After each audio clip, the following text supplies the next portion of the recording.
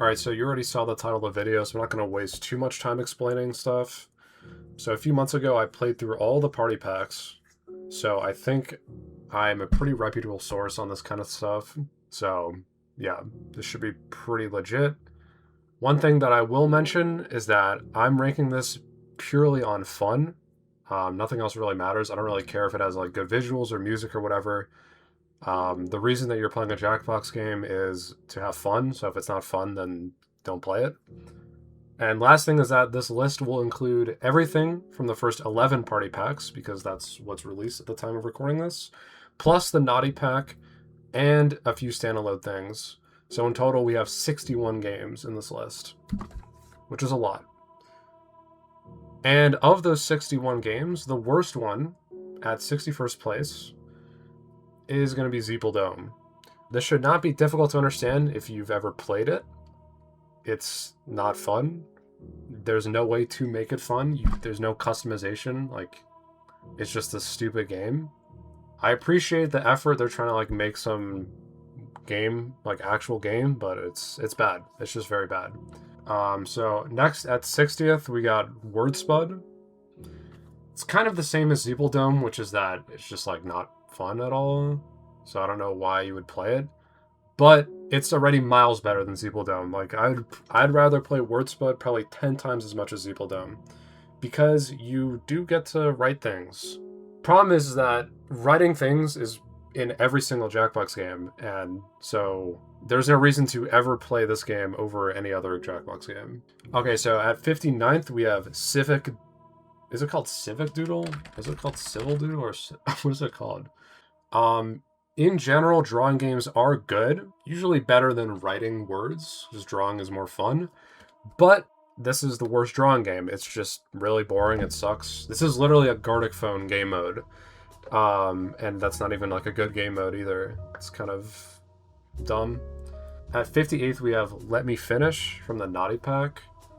It's just terrible. You do get some extra customization though, because you get to like present and talk and stuff, but the prompts are really bad. It's basically like, which one of these like has the biggest penis? Or where is this thing's pussy? Yeah, I don't know. It's not very funny. I don't know. It's just not funny.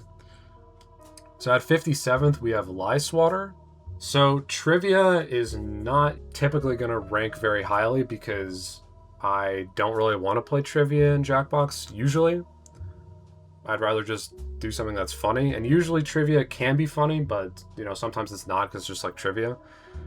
And this is the worst trivia game, probably by far. Actually, it's not by far, because there's another one that's equally bad, but this one is just sucks. You just click true or false. That's it. You might as well just guess every time. Like that's probably the most fun you could have with Lie Swatter, is just click randomly every time. Funny thing is, my rarest achievement on Steam is from Lie Swatter, so it gets a little props for that. That's kind of cool. At 56th place, we have You Don't Know Jack Full Stream. This is the one from Pack 5. So this is an example of a game where an objectively better version exists, which is the original You Don't Know Jack. So don't ever play this. Just play the other one if you for some reason want to play You Don't Know Jack, which is already not very good anyways. So the problem with Full Stream is they made the screws more annoying, and the rhyming question is just garbage. Like the question where it's like, what's a phrase that rhymes with this? It's just stupid. So don't play this. At 55th, we have Legends of Trivia. In theory, this should just be your average trivia game, which is obviously going to be mid. But the problem with this one is that it's co-op, which just makes it really boring. Some of the fun of trivia is that it's competitive. There is no competition here. It's cooperative. So I just don't want to play this. Like, why would I play this? At 54th, we have Junktopia. This is another worst of its kind, which is presentations. Technically, Let Me Finish is kind of a presentation game, but who cares? And yeah, Junktopia. Usually the presentation games are fun because it allows for a lot of creativity, a lot of personalization, but that's not really the case in this game. Just doesn't give you much to work with. That's pretty much it. That's the whole problem with it. And the last round sucks. It's like, give a name to your items. It's like, it's just stupid. At 53rd, we have Devils in the Details. It's kind of like Zeepeldome, where it's like not, you know, something funny. It's like a sort of off-brand game. I don't have too much to say about this. It's just like kind of not fun. That's the problem with it. If I really wanted to get stimmed by doing tasks in a video game, I would just play Among Us. Like, why would you play Devils in Details? Just go play Among Us. At 52nd, we have the Wheel of whatever. I don't remember what it's called. Big Wheel. So, some of the trivia here is, like, okay, I guess. But the wheel is just trash. Like, it's just really boring. You would think that it could make for some hype moments. Like, oh my god, you crazy jackpot with the spin. In reality, it just sucks.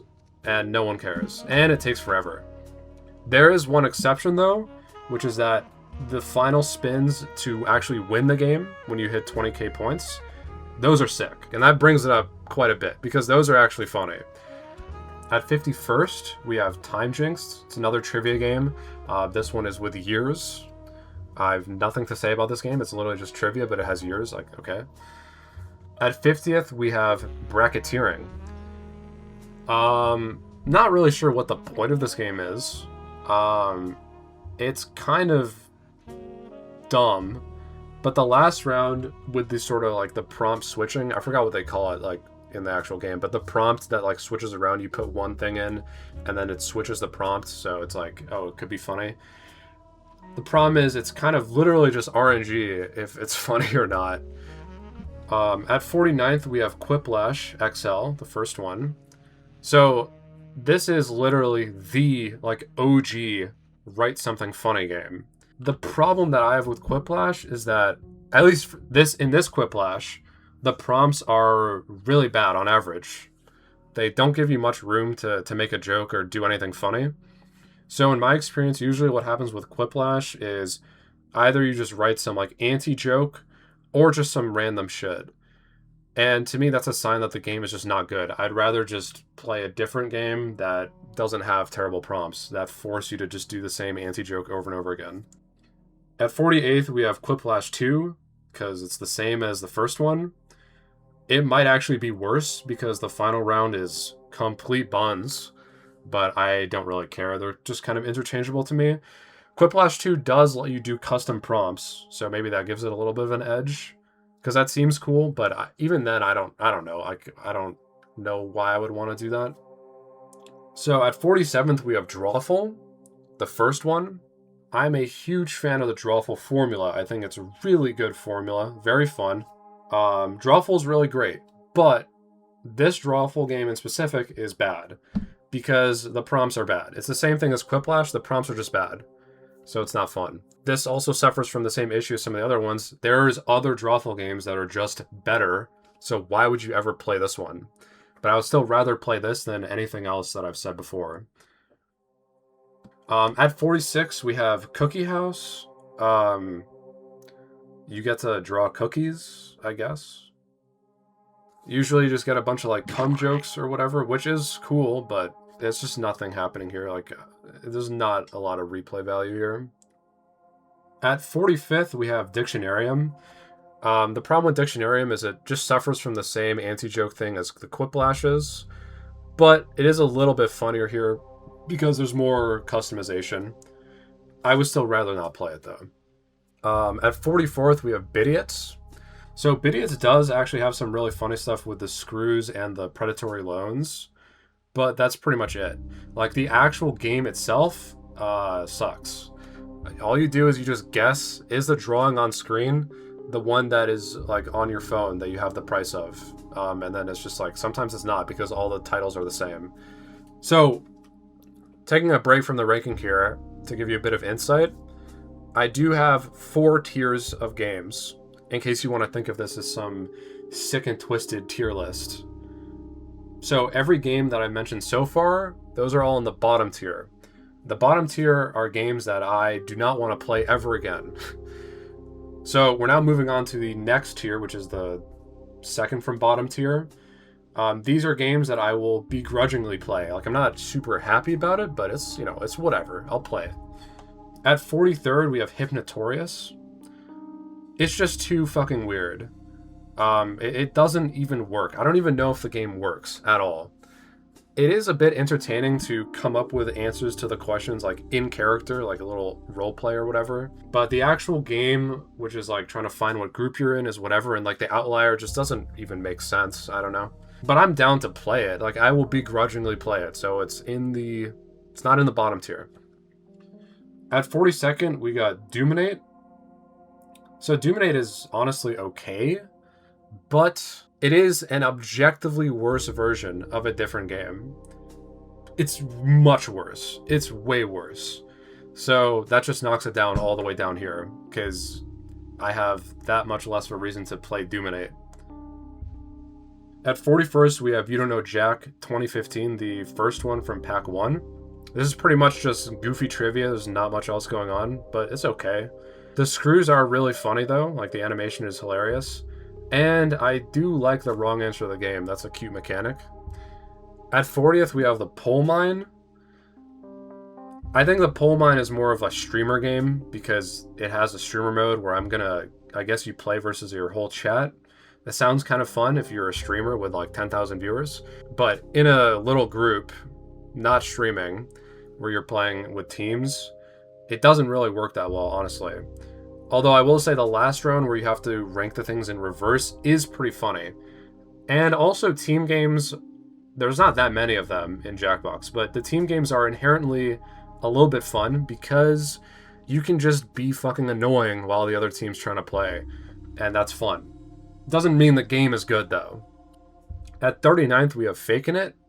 Fakin' It literally does not work, even in person. I have played this in person before. You have to have the most ridiculous seating arrangement for it to work, and then it doesn't even work anyways. And even if you get the insane seating arrangement, it's still mid anyways. The last round is completely impossible for the faker, and that's kind of a problem. But I will say, if you're not taking it super seriously, it is kind of entertaining. Fakin' It is another one of those games. It has a version that's just better, so it goes down here. At 38th, we have Push the Button. So we have two social deduction games back to back. And while I'm usually a big fan of social deduction games, like in general, not talking about Jackbox here, they're very fun usually. The Jackbox social deduction games are generally not that good. And, you know, while I'm playing them, I'm just thinking like, okay, I would rather just play like an actual board game or something else. And Push the Button is just kind of boring. It does let you write and draw stuff, and that's fun. But, you know, the actual game is like, I don't really care. At 37th, we have Split the Room. So Split the Room does actually have pretty good prompts. They're kind of funny. The problem is that the point of the game is to split the room, and it's not to be funny. And it's kind of hard to do both of those if you're trying to win. Obviously, you could just ignore the win condition and just be funny. But then why would you ever play Split the Room? Just play something else where you are rewarded for being funny, you know? At 36, we got Monster Seeking Monster. This game, I literally don't care at all about the hidden roll stuff. It's probably really unbalanced anyways. I don't know. It's kind of dumb.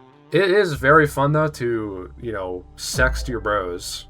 But you can just, like, do that anyways. You don't need to play Jackbox to do that. I will say, if they just got rid of the text limit, which I'm assuming the text limit is there for strategic purposes, but literally, if they just got rid of that, this game would be very fun, because you could just fuck around.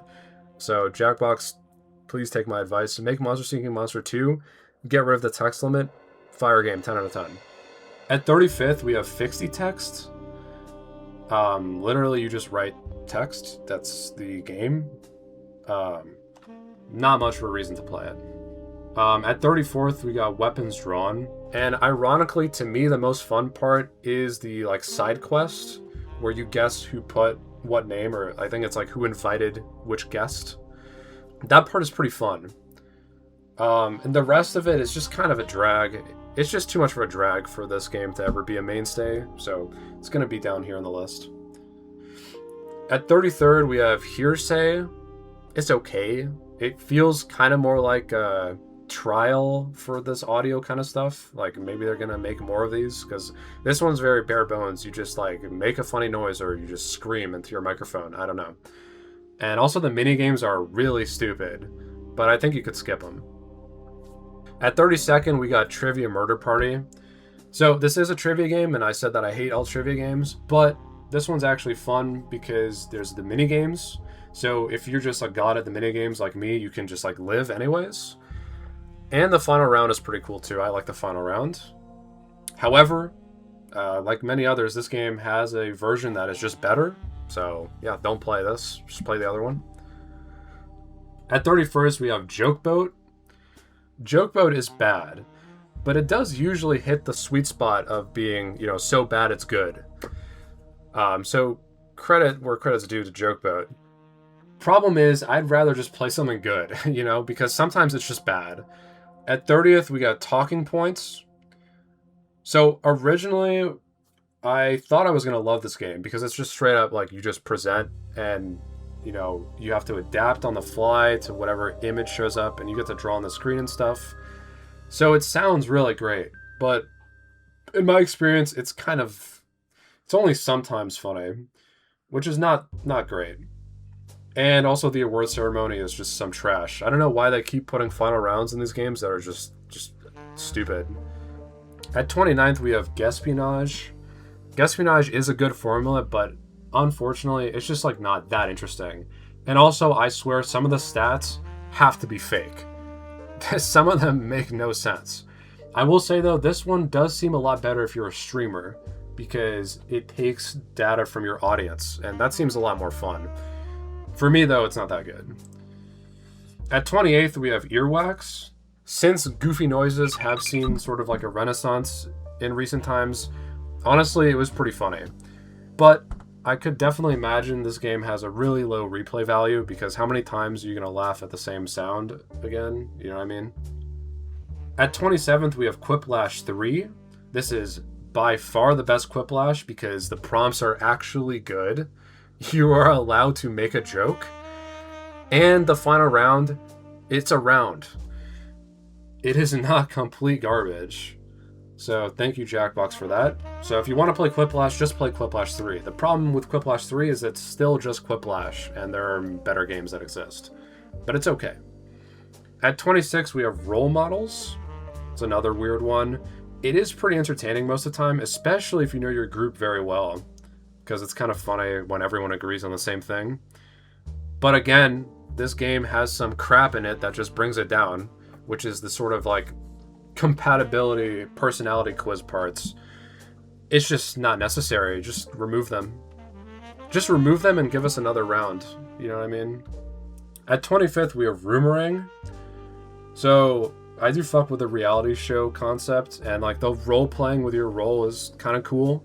In reality, it's pretty much just write something funny. It's another write something funny game, and like Quiplash 3, there are just better games to do that. But again, the reality show stuff is cool for sure. All right, so we're now moving on to the next tier of games. So this is now the top half, technically. These are games that I am down to play, and I'll probably have a good time. I'm not going to complain much. I'm probably not going to complain at all, actually, because I'm going to have a good time. But these games are nowhere near the best. So they land in the sort of middle top tier. So at 24th, we have Fibbage XL. Fibbage is like kind of trivia, but not really, because you actually don't have to know anything to have a good time, because you get to write your own dumb thing. And yeah, Fibbage formula is very solid. There's a reason they made 1 million of these, because it's just, it's probably really easy to make, but thankfully they're just good games. They're fun. At 23rd, we're going to have Fibbage 2. To me, Fibbage XL and Fibbage 2 are basically the same exact thing. Let's just say Fibbage 2 is better, though, because it has a bigger number in the name. 22nd, we're going to have Fibbage 3. Yeah, the first 3 Fibbages, I think they're all, to me, it's all the same thing. I mean, it does add some different, like, game modes, like, I don't know. I don't even remember what it is in Fibbage 3, but there's some, like, extra stuff, but it just doesn't matter. It's the same game. You write something that is funny or that you think will fool someone. You try to pick what no one else wrote. It's the same game. And at 21st, we're going to have Fibbage 4. Yeah, they're all the same game. They're literally just the same game. You can just consider placements 24 through 21 to just be the Fibbage zone. That's Fibbage. But there's 4 of them, so it takes up 4 places. At 20th, we have Dirty Drawful. So it's a drawful game, so it's good. The problem is that the prompts are super hit or miss. You have some beautiful Shakespearean prose, like Meth Rogan and Bona Hill, or Egads, my testicles. Like, those are awesome prompts. But then you also have complete shit, like Ghost of Christmas Past, fuck off. What is that? And all 3 of those came from one round of Dirty Drawful. It's very hit or miss. I think that the Jackbox guys actually knew that this was a problem, because you have the option to re-roll your prompts, which is pretty funny. Objectively, you might be like, well, this should be way lower because there's other drawfuls that are way better, so this should be way lower. But I don't really care, because drawful is too good of a formula that this gets to be this high on the list. I'd rather play this than any fibbage. At 19th, we have Dodo Re Mi. This is just Stepmania, or whatever you want to call it. I'm going to call it Stepmania. So it is fun. However, why in the world would you ever pull up a Jackbox party pack to play Stepmania? I don't know why you would do that, so it cannot go any higher on the list. It is fun though, but I don't know why you would play this. At 18th, we have Trivia Murder Party 2. This is the much better Trivia Murder Party, has better minigames, more minigames, and the final round is better because you have to get like a perfect at the end, which, you know, that adds cool tension and excitement. You know, it's good. Pretty much every trivia game, almost every trivia game, is just bad because this game exists. So just play Trivia Murder Party. If you want to play trivia game in Jackbox, just play Trivia Murder Party. Don't play any other one. At 17th, we have Quicksword. Okay, so technically forget what I just said because this is sort of trivia also, but this one has a lot of funny stuff in it, like the mystery prompts. Those are funny. It's a team game, so you get to fuck with the opposing team. You know, the trash is funny. And it also has 2 different modes. If you don't really feel like waiting half of the game in the team mode, you can just play Endless. The problem with Endless is that it's just cooperative though, so it's not so interesting, but I would say they're probably both equally good. I don't know. It's a good game. At 16th, we have Blather Round, another oddball one, but this one's actually pretty fun. It's kind of like Charades, sort of, and Charades is fun. It's like a shitty Charades, basically. And it is pretty bite-sized, which to me is a good thing. I really don't have any complaints about Blather Round. It's just fun. At 15th, we have Job Job. Now, Job Job used to be the GOAT, but every time I've played it recently, it's not that good anymore. I mean, it's still a very funny game, but like, it just doesn't hit the same anymore. I'm not really sure why, to be honest. But because of that, I cannot put it any higher in the list. At 14th, we have Naughty Faking It. So this is faking it, but it actually works. Turns out that is a pretty good game. And also, shockingly, for the Naughty Pack, at least the time I played it, the prompts were actually pretty funny. This is still faking it though, so the last round is garbage. So that kind of sucks. I couldn't fix it, but everything else is a good time. At 13th, we have Drawful Animate. This is Drawful, so you know it's good. But honestly, I find that the animation doesn't add that much, except for 2 extra minutes of your time spent on drawing the second frame. So yeah, but it's still Drawful, so it's fun. And this one does have like a friend mode, but it's nothing. Trust me, it's not anything. It's not worth your time. Just play the normal mode. And so this leaves 1 Drawful game left. If you're smart, you know which one it is. Honestly, you should just play that one instead of any of these other ones, but that one is coming up later. At 12th place, we have TKO. TKO is a really good formula. There are 2 problems with TKO though. The first one is that it takes forever. The second one is that there's always going to be duds, just based on how the game works. Sometimes you're just going to get dud round, you get literally nothing, and you make a crap shirt and it sucks. However, it is also guaranteed, along with the duds, that you will see some funny stuff. And also you get to buy the shirts. I mean, I've never done that, but that's pretty funny. At 11th, we got TKO 2. Almost the same as the first, but it's definitely better because you can make tank tops. I will say, though, again, they ruined the final round because now you just, like, mash. I don't know why they did that. But other than that, it's just a better TKO, so gets to go one place higher. At 10th, we have Suspectives. Now, I suspect that if you try to take this game seriously, it's probably complete garbage. However, I have no plans on doing that, and really, you shouldn't either. Because if you don't do that, then it ends up just being funny, because you get to interrogate people. There's a lot of room for funny stuff to happen. I like it. I'm a fan.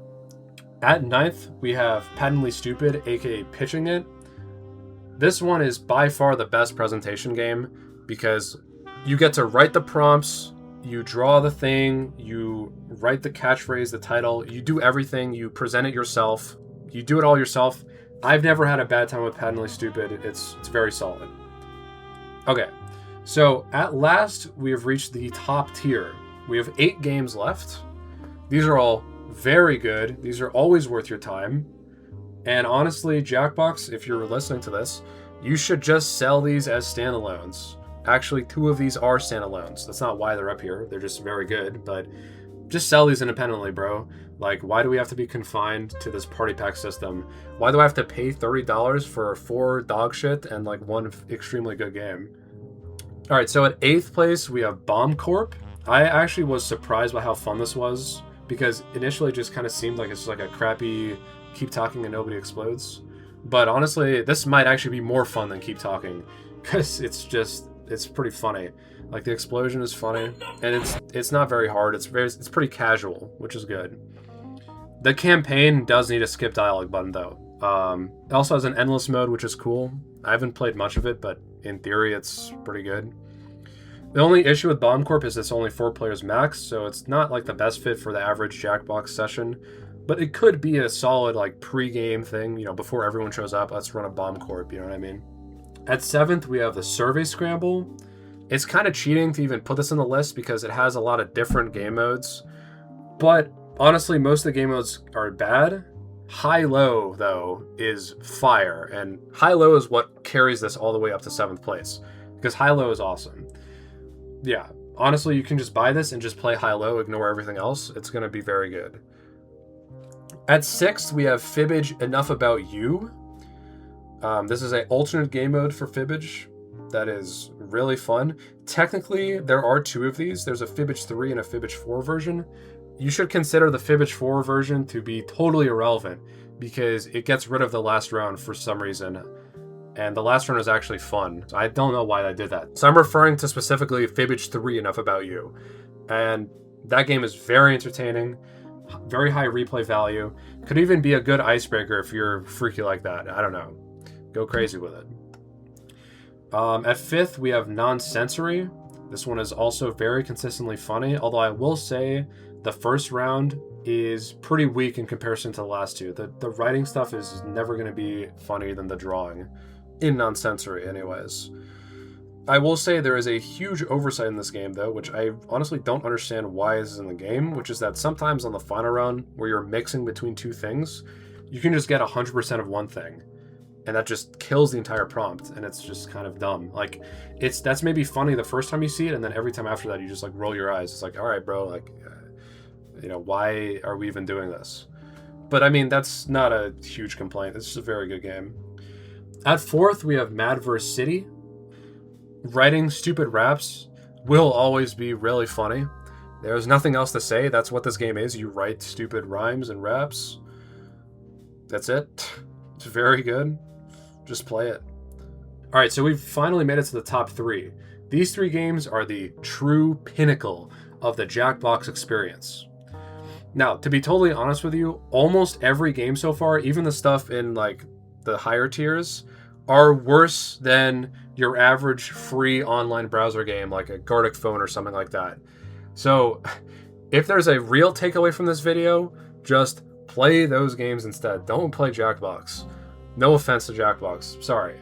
But these 3 games are very good. These are better than your average online browser game. And honestly, they were not super easy to rank, but I think I got it. So at 3rd, we have Drawful 2. I've been glazing Drawful the whole time, and here it is. This is the premium Drawful game. The prompts are all very solid. That's pretty much all you need. Also, you can make your own prompts, which, unlike Quiplash, is actually fun. It's a legitimate thing you can do, and it's pretty fun. Plus, Drawful 2 is a standalone game. So, theoretically, this is the best thing to purchase. If you want to buy a Jackbox game, just buy Drawful 2. Because it doesn't come with 4 other garbages for some reason.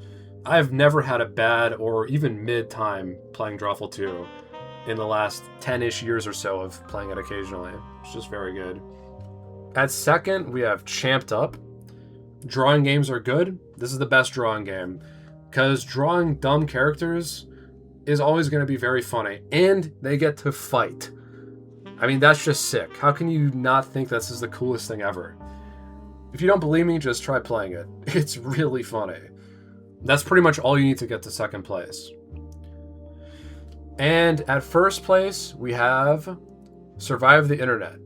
This is by far the best Write Something Funny game. It's just way better than all the other ones. And honestly, I'm not even sure what it is, but it is just genuinely always hilarious. I guess it's because you make your friends look dumb, probably. And also, like, I see a lot of people play this and they just be super edgy. Maybe not so much anymore, but you don't have to be super edgy. You can just, like, write literally anything and it's probably going to be funny. It doesn't even matter. So my advice to Jackbox is just make a million sequels to this game, put them in every pack, and nobody would complain. It's just, this is the best formula you guys have ever come up with. And yeah, that's the whole list. To recap, there were 61 games. Only 24 of them got into the top 2 tiers, which, by the way, are tiers that are like, I think I'll probably have fun playing these. So, I don't know, make of that what you will. If you're curious which pack is the best one on average, here you go. Although, honestly, the stat is kind of dumb. It doesn't really show you what's actually going on. But, you know, I don't know. You can use this if you want. If you disagree with anything I said in this video, which you probably did, let's be honest, I would love to hear what your disagreement is. I'm very curious to hear any opposing anecdotes, but that's pretty much it. So thank you for watching. There might be more list videos coming up on some completely different things. So if you're interested in that kind of thing, stay tuned. Otherwise, see you never.